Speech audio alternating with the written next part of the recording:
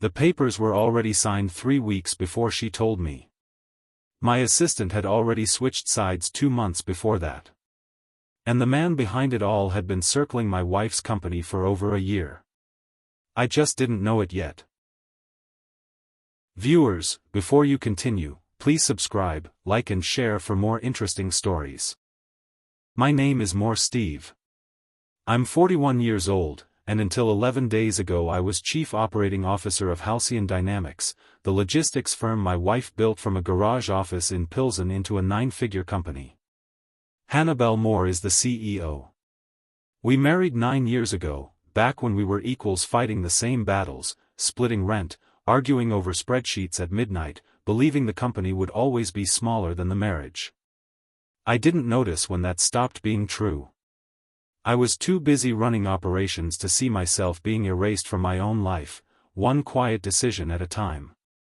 This is the story of the week I found out how long I'd been lied to, and the week I stopped playing along.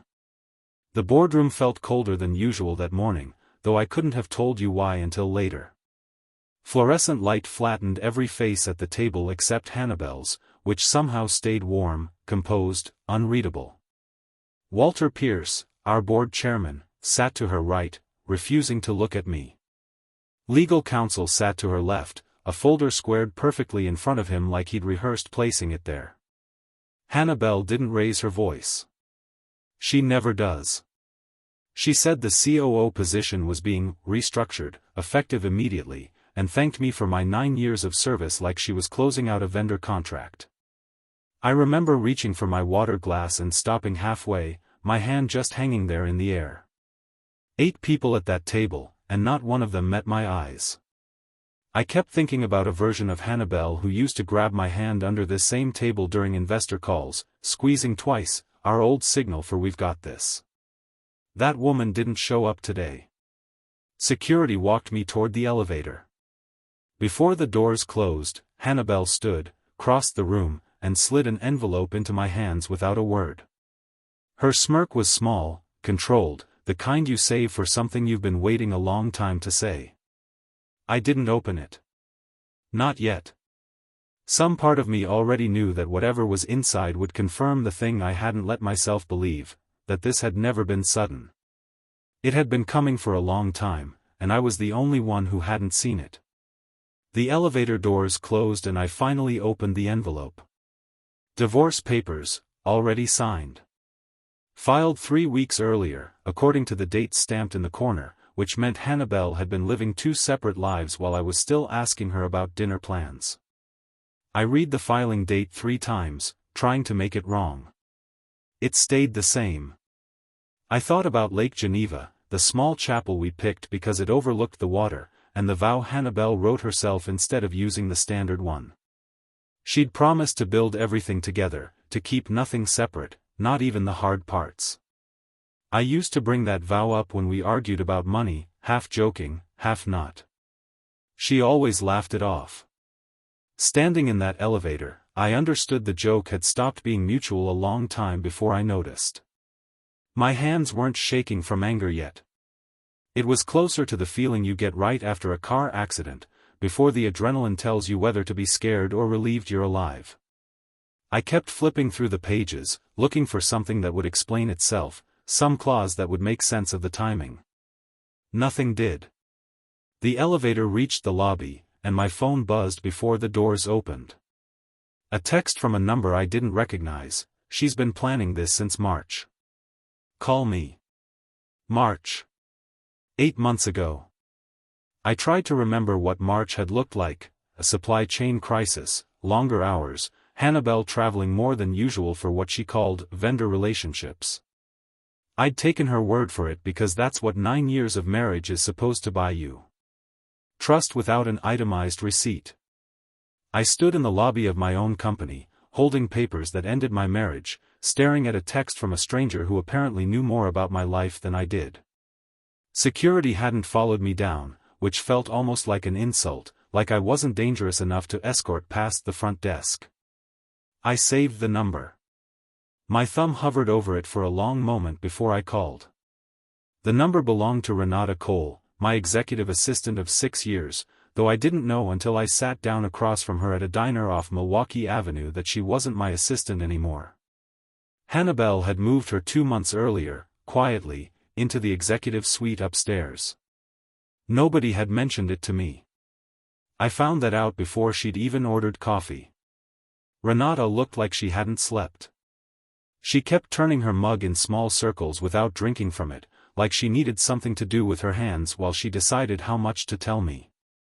Rain streaked the window behind her, and the diner's neon sign buzzed on and off, throwing red light across the table in uneven pulses. She told me about transfers. Money moving out of the company to a consulting contract under a name I didn't recognize, Grant Whitfield, listed as a strategic advisor. I asked how long this had been going on. She said 18 months, maybe longer. I asked why she was telling me now instead of before I got walked out of my own boardroom. That's when the Real story came out. Renata had been promised a promotion 2 years ago, a VP title she'd more than earned, and watched it evaporate the same month Grant appeared on the payroll without an interview, without a resume anyone had seen. She'd swallowed that insult and kept working, telling herself it wasn't personal. But watching Hannibal smirk at me across a boardroom table apparently broke something loose in her. Grant isn't just an advisor, Steve, she said, finally looking up from the mug. He's the reason the board sided with her. I asked what that meant. She didn't answer right away. She glanced toward the door, like she was checking whether anyone had followed her here, and lowered her voice even though the diner was nearly empty. There's a history there, she said. Before you. Long before you. I sat with that for a second, turning it over. Somewhere behind the noise of the words was a warning I couldn't quite read yet, and it left me colder than the papers in my pocket had. I couldn't let it go. That night, alone in my condo, I called an old contact from my early years in operations, a woman who ran a business intelligence firm and owed me a favor from a supply chain audit I'd once saved her from botching. I gave her one name. Grant Whitfield. 20 minutes later, my phone rang back. Grant Whitfield wasn't new to Hannibal's life. He'd been her first business partner, years before I existed in her world, back when Halcyon Dynamics was 2 people and a garage office in Pilsen. Their partnership ended in what public records called a buyout. What my contact sources called it was messier, a broken engagement, a falling out bitter enough that Grant had walked away with a settlement and a grudge he apparently never spent. 18 months ago, during a supply chain crisis that had Hannibal traveling constantly, Grant reappeared. Officially, as a consultant brought in to fix vendor relationships. I remembered that crisis. I remembered her coming home late, distracted, saying his name once in passing, the way you mentioned someone irrelevant. I hadn't thought about it since. I sat at my kitchen table at 2 in the morning with my laptop open, spreadsheet spread across the surface like a case file, my own reflection ghosted faintly in the dark window behind the screen. I went through wire transfers line by line until one stopped me cold. $340,000, routed through a shell entity I'd never heard of, dated the same week Hannibal filed for divorce. I stared at that number long enough that it stopped looking like money and started looking like a message. Whatever this was, it hadn't been a decision she made in a single afternoon. It had a shape, a timeline, a structure built well before I ever saw the papers. And somewhere in that structure was a version of my marriage I'd never been shown. I closed the laptop, but I didn't sleep. I kept thinking about her hand under the boardroom table, all those years ago, and how long ago that must have stopped meaning anything to her. I went to the house the next evening, the one that was still legally half mine for now, and found Hannibal in the kitchen like nothing had happened, like she hadn't ended a marriage and a career in the same week. I put the transfer record on the counter between us. She looked at it for exactly as long as it takes to read a grocery list, then looked back at me. She didn't deny it.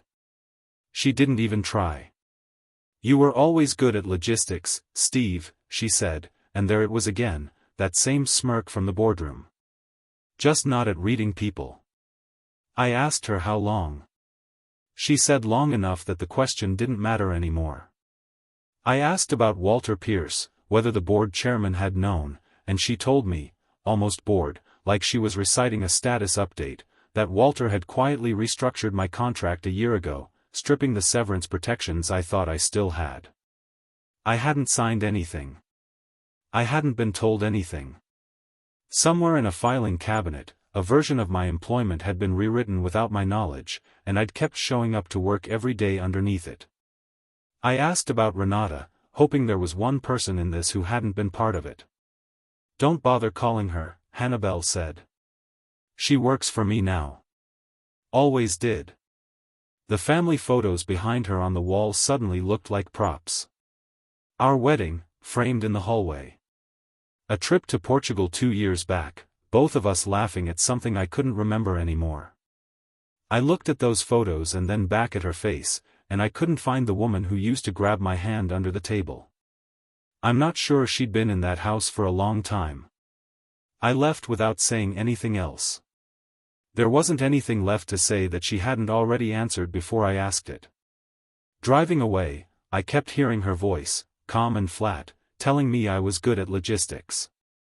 It didn't sound like an insult until I was halfway home. Then it sounded like the truest thing she'd said all night. I went back to the diner the next morning, half expecting Renata not to show, and she didn't.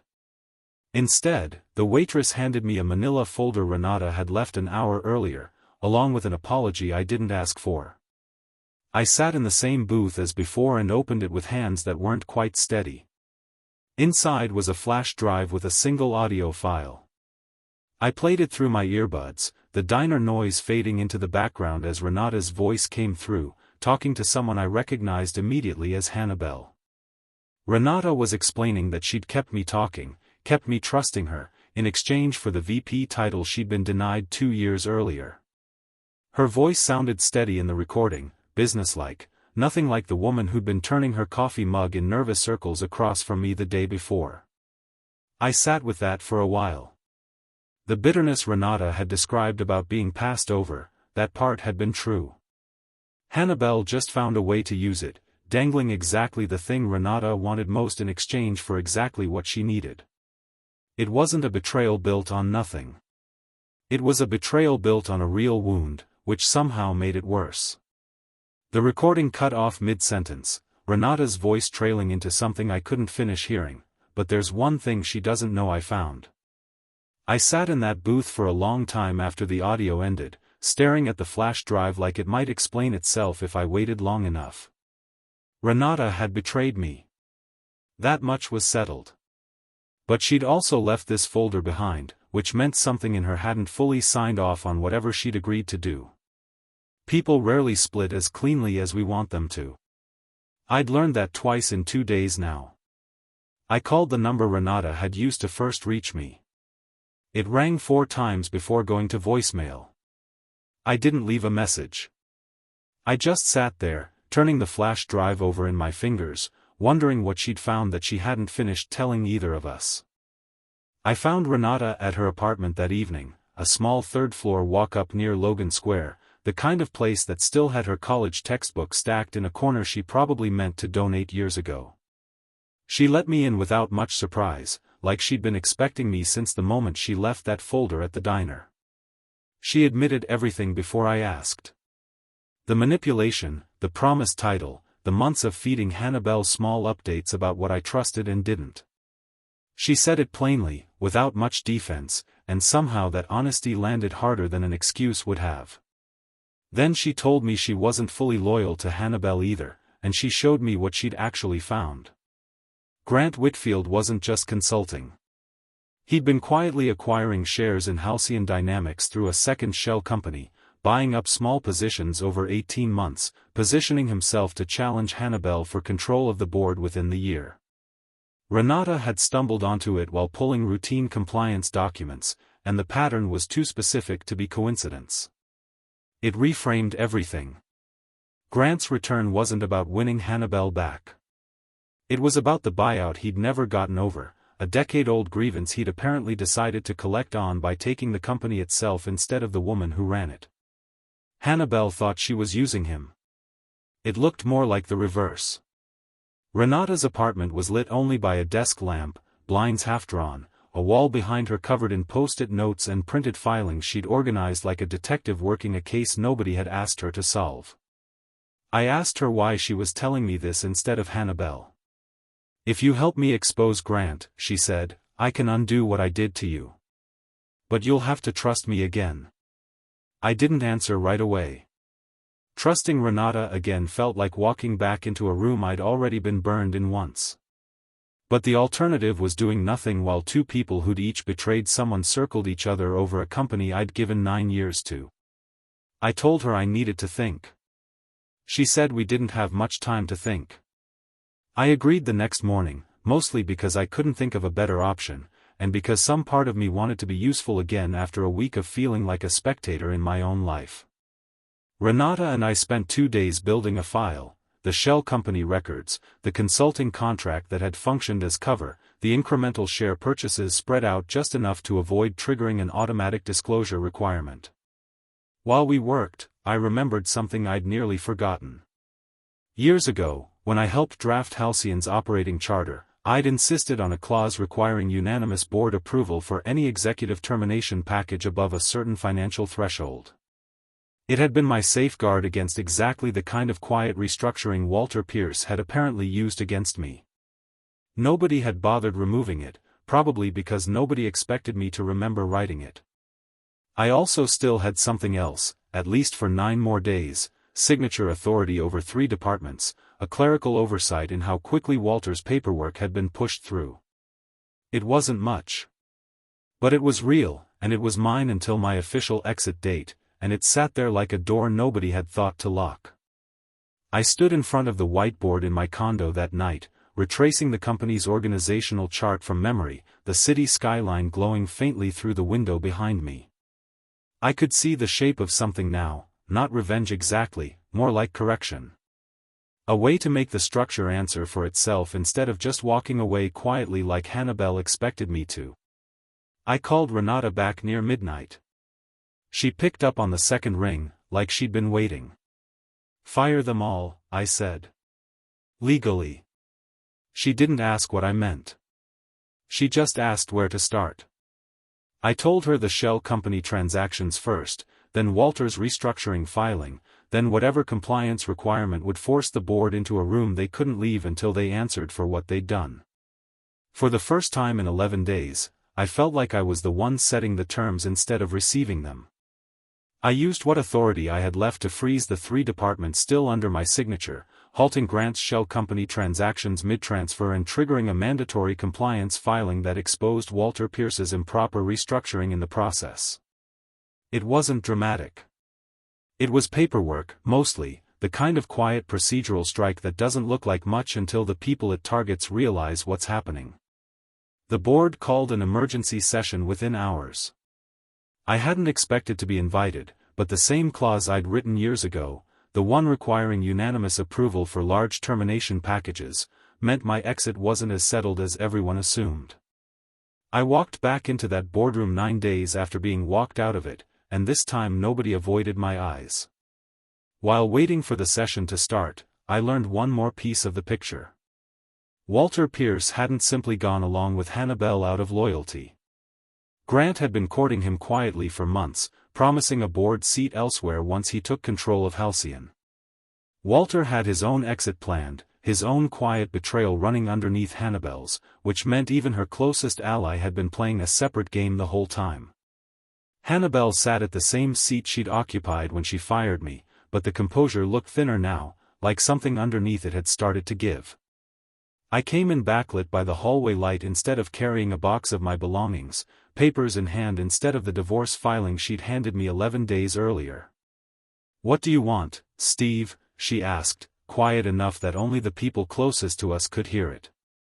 I didn't answer immediately. I let the silence sit there, the same kind of silence she'd let sit across the table from me the day she fired me. It felt strange, holding that kind of quiet on purpose instead of just absorbing someone else's.